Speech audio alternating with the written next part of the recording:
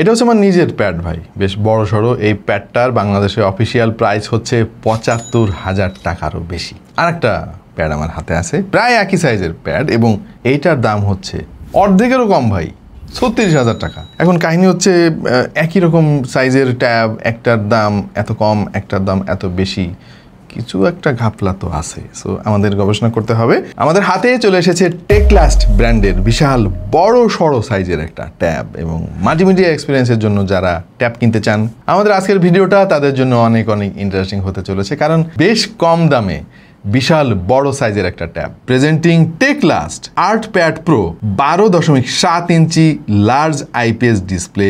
বক্সের মধ্যেই stylus pen, keyboard সহ পেয়ে যাবেন ফ্লিপ কভার এবং আরও অনেক কিছু। সো চলেন আমরা এই ট্যাবের জগতে আজকে ডুব দেই এবং জানানোর চেষ্টা করি আপনাদেরকে যে এই ট্যাবে কি কি ভালো জিনিস আছে, কি কি খারাপ জিনিস আছে, ইত্যাদি ইত্যাদি। ধন্যবাদ আমাদের আজকের স্পন্সর পিসি হাউসকে। তারাই মূলত এইটা আমাদের টেস্টিংয়ের জন্য পাঠিয়েছে। এইটার একটাই ভেরিয়েন্ট বাংলাদেশে পাওয়া যাবে 8GB র্যামের সঙ্গে 256GB।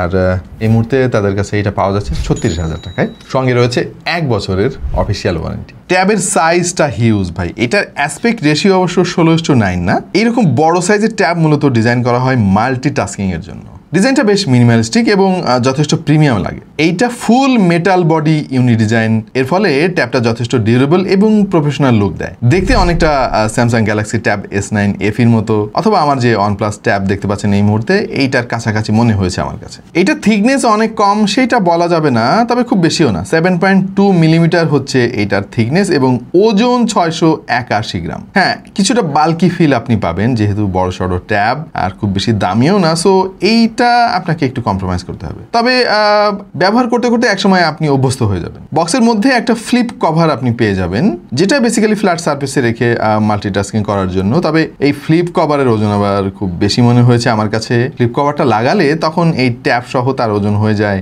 1 কেজিরও বেশি। অবশ্য যদি আপনার কাছে ভারী লাগে তাহলে এর সঙ্গে দেওয়া প্লাস্টিক কভারটাও আপনি ইউজ করতে পারবেন। সাইডে থাকছে power button, volume rocker, USB-C charging port, smart button, তবে থাকছে না কোনো 3.5 মিলিমিটার হেডফোন জ্যাক। তবে এই ট্যাবে একটা জিনিস আছে যেটা কিন্তু আমার ওই দামি ট্যাবেও নাই, আর সেটা হচ্ছে সিম কার্ড সাপোর্ট রয়েছে। আপনি চাইলে 2টা সিম কার্ডও ব্যবহার করতে পারবেন, অথবা একটা সিম কার্ড, একটা মেমোরি কার্ড ব্যবহার করতে পারবেন। ডিসপ্লে রেজলিউশন হচ্ছে 2176x1600 পিক্সেল। ট্যাব হিসেবে এই ডিসপ্লেটাকে বেশ ভালোই বলা যায়, যথেষ্ট শার্প, ব্রাইট এবং ক্লিয়ার মনে হয়েছে আমাদের কাছে।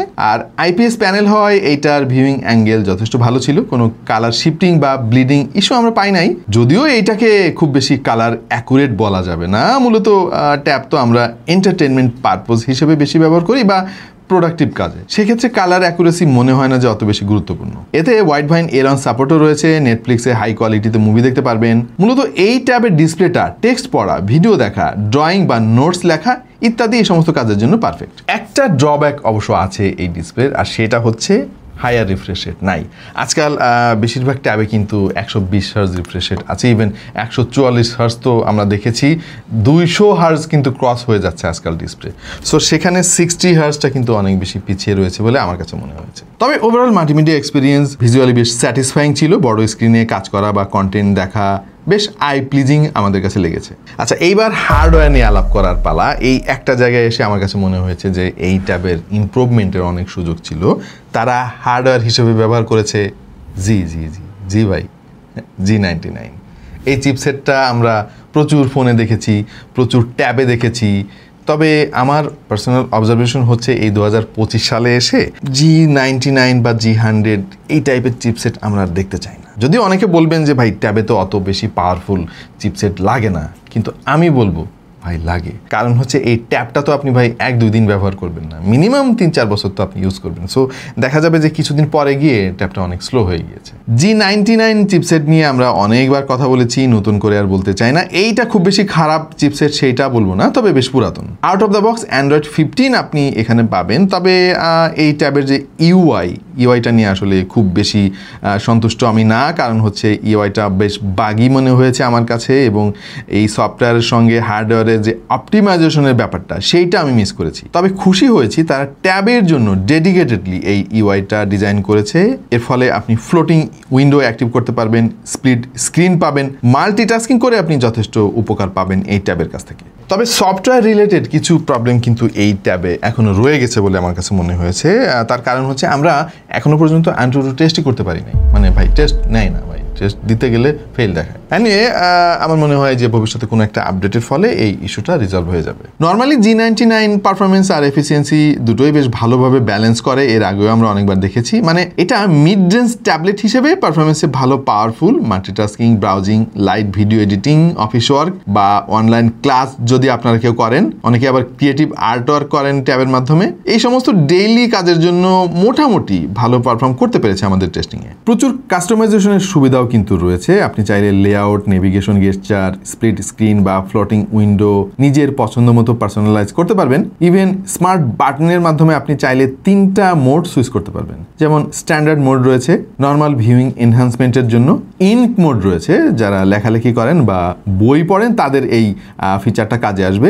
আরও রয়েছে প্যাসেল মোড, এটা ব্রাইটনেস বেশ খানিকটা কমিয়ে দেবে এবং আপনার চোখের জন্য অনেক অনেক বেশি আরামদায়ক হবে। আমাদের কাছে এই প্রত্যেকটা মোডই কিন্তু কাজের মনে হয়েছে। সো সফটওয়্যার আর হার্ডওয়্যার নিয়ে আমার মিক্স ফিলিং রয়েছে, মানে কিছু জায়গায় আমি বেশ ভালো পারফরমেন্স পাচ্ছি এই ট্যাবের এবং উপকারী মনে হয়েছে, অন্যদিকে মনে হয়েছে যে যদি চিপসেটটা আর একটু পাওয়ারফুল হতো তাহলে জিনিসটা অনেক বেশি ব্যালেন্স হতো আর কি। বক্সের মধ্যে যে স্টাইলাস পেনটা দেওয়া হয়েছে আমরা সেটাও পরীক্ষা নিরীক্ষা করে দেখেছি। ল্যাটেন্সি ডিসেন্ট, মানে খুব বেশি ভালো না, আবার বাজেট হিসেবে একেবারে খারাপও বলা যাচ্ছে না। এই স্টাইলাস পেন দিয়ে আমরা টুকটাক কিছু লেখালেখির চেষ্টা করেছি, একটু স্কেচ ট্রাই করে দেখলাম, বেশ ভালোই পারফর্ম করেছে আর কি। অ্যাটলিস্ট আমি বলবো যে বক্সের মধ্যে তারা একটা স্টাইলাস পেন দিয়ে দিয়েছে, এটা ভালো একটা ব্যাপার, কারণ অনেকে কিছুই দেয় না ভাই। আপনাদের মধ্যে অনেকেই আছেন যে ট্যাব কিনবেন গেমিংয়ের জন্য, আমরাও একটু গেমিং ট্রাই করে দেখলাম। এইটা বেসিক্যালি ডিসেন্ট পারফরমেন্স দিয়েছে গেমিংয়ে, কিন্তু কিছু কিছু জায়গায় তো আপনাকে কম্প্রোমাইজ করতেই হবে, সবাই সেটা জানেন। G99 চিপসেট আমরা এর আগে অনেকবার দেখেছি অনেক ফোনে। আমরা PUBG, call of duty, free fire, asphalt 9 এই 4টা গেম ট্রাই করে দেখেছি। সব গেমে মিডিয়াম গ্রাফিক্স সেটিংসে স্টেবল ফ্রেম রেট পেয়েছি। সব গেম হয়তো আপনাকে সন্তুষ্ট করতে পারবে না, তবে একটা ডিসেন্ট পারফরমেন্স এর কাছ থেকে আপনারা পাবেন। আরেকটা ব্যাপার, খুব বেশি হিট জেনারেটও কিন্তু আমরা করতে দেখিনি এবং ল্যাগ মাঝে মাঝে পেয়েছি যখন অনেক বেশি এনিমির সামনে আপনি পড়বেন। স্পেশালি গ্রাফিক্স ইন্টেন্সিভ সিনের সময় দেখবেন যে একটু ল্যাগ বা হিকআপ চোখে পড়বে।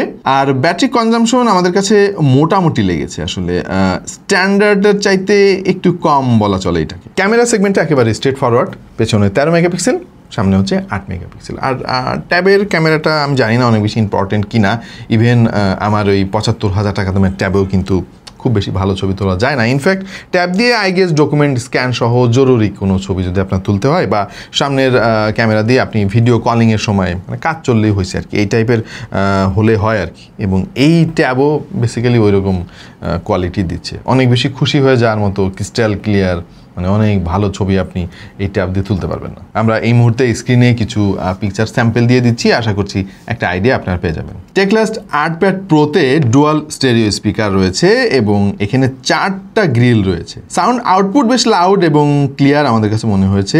স্টেরিও সেপারেশন ঠিকঠাক এবং বেসটাও বেশ ভালো ডেপথ ক্রিয়েট করতে পারে, আমার কাছে বেসিক্যালি ডিসেন্ট মনে হয়েছে। এবং মাল্টিমিডিয়া কনজাম্পশন, ভিডিও ওয়াচিং বা ক্যাজুয়াল মিউজিক শোনার সময় এটা থেকে বেশ ভালো লেভেলের সাউন্ড আপনি পাবেন। আচ্ছা, বড় সড়ো ট্যাব ব্যাটারি ব্যাকআপ কিন্তু এখানে খুবই ইম্পর্টেন্ট, তা না হলে দেখা যাবে 2বার আপনাকে প্রতিদিন চার্জ দিতে হতো আর কি। বাট তারা এখানে কম্প্রোমাইজ করে নাই, 10,000 mAh ব্যাটারি ক্যাপাসিটি দিয়েছে, সে সঙ্গে রয়েছে 30 ওয়াটের ফাস্ট চার্জিং সাপোর্ট। সো 36,000 টাকায় আই থিঙ্ক আর একটু বেটার চার্জিং স্পিডটা আশা করা যেতে পারে। ধরেন 65 যদি হতো তাহলে মানে খুব দ্রুত চার্জ দেওয়া যেত, কারণ ব্যাটারি ক্যাপাসিটি তো অনেক। 10,000 mAh ব্যাটারি চার্জ দিতে গেলে তো 30 ওয়াটের খবরে হয়ে যাবে ভাই। এনিওয়ে কন্টিনিউস ভিডিও প্লেব্যাকে বা অনলাইন ক্লাস যদি চলে 7-8 ঘন্টা এভারেজ স্ক্রিন টাইম এর কাছ থেকে আপনারা পাবেন। ফুল চার্জ দিতে প্রায় 3 ঘন্টার মতো সময় লেগে যাবে। বক্সের মধ্যে চার্জিং ব্রিক আপনি পেয়ে যাবেন। কানেক্টিভিটিতে পাচ্ছেন ডুয়াল 4G সিম স্লট, ওয়াইফাই 5 রয়েছে, ব্লুটুথ 5.2 এইটা একটু ব্যাকডেটেড আমার কাছে মনে হয়েছে। জিপিএস সাপোর্ট রয়েছে এই ট্যাবে।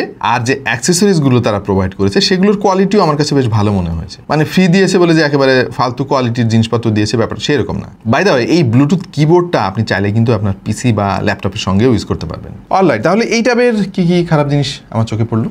একটু বাল্কি ফিল পাবেন আপনি, যেহেতু বড় সড়ো জিনিস, আর একটু ওজন কম হলে ভালোই হতো আর কি। আর একটু স্লিম যদি হতো তাহলে জিনিসটা আরো দুর্দান্ত হতো। আর চিপসেটটার কথা না বললেই নয়, আমার কাছে মনে হয়েছে যে আর একটু বেটার চিপসেট অবশ্যই তাদের দেওয়া উচিত ছিল, যেহেতু 36,000 টাকা দামের একটা জিনিস। কম দাম না কিন্তু এটার। সো আমরা রিকমেন্ড করি আসলে স্ন্যাপড্রাগনের চিপসেট। টেকলাস্ট কিন্তু ধীরে ধীরে আমাদের দেশে বেশ ভালোই পপুলার হচ্ছে। আমরা তাদের অনেকগুলো ট্যাব নিয়ে অলরেডি কাজ করেছি এবং মার্কেটিং কিন্তু ভালো একটা ডিমান্ড ক্রিয়েট করতে পেরেছে তারা। সো আমরা রিকমেন্ড করবো স্ন্যাপড্রাগনের ভালো একটা চিপসেট দিয়ে যেন নেক্সট তারা কোনো তাদের ট্যাব নিয়ে আসে। রিফ্রেশ রেটটাও কিন্তু অনেক ইম্পর্টেন্ট, কারণ এত বড় সড়ো ট্যাব দিয়ে কিন্তু অনেকে গেমিং করবে। So I think minimum 120 hertz থাকা উচিত ছিল।